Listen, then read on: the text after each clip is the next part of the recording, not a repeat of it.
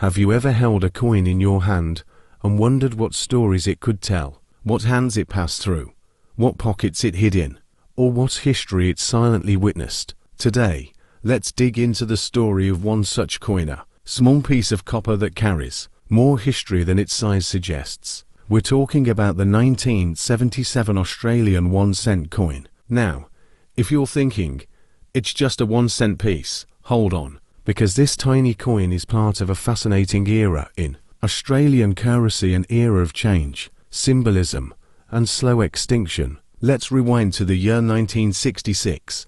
That's when Australia transitioned from pounds, shillings, and pence to decimal currency. Out came the dollars and cents, and with them, the 1-cent coin. It was made of bronze, 97% copper, 2.5% zinc, and 0.5% tin, and it was small, light, and shiny. On the obverse side, it featured the familiar profile of Queen Elizabeth II, designed by Armand Machin. On the reverse, a feisty little feather-tailed glider, an iconic Aussie marsupial, brought to life by the talented Stuart Devlin. Fast forward to 1977. Australia was celebrating the silver jubilee of Queen Elizabeth II's reign.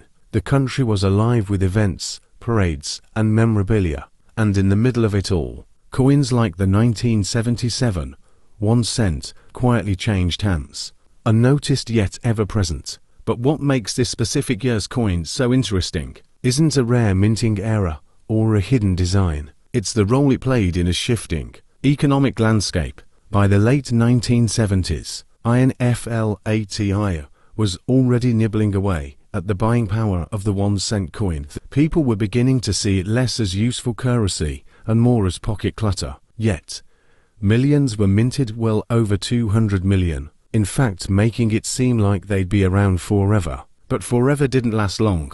By the early 1990s, the writing was on the wall. Australia officially withdrew the 1-cent coin from circulation in 1992.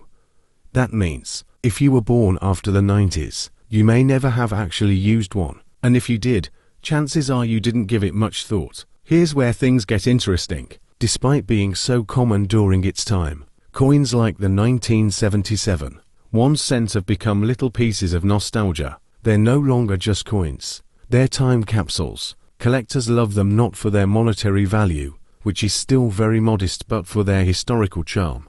A pristine, uncirculated 1977 1-cent might only fetch a few dollars today, but its real worth lies in what it represents: a vanished coin from a slowly fading era, stamped during a milestone royal year. And if you stumble across one of these in a forgotten drawer or a dusty piggy bank, don't toss it, hold it, study it. You're looking at a piece of history. You're holding a coin that once bought you a lolly or helped make exact change at the checkout counter. So, next time you think a coin has no story, remember the 1977 Australian 1-cent. Small, humble, but definitely not forgotten.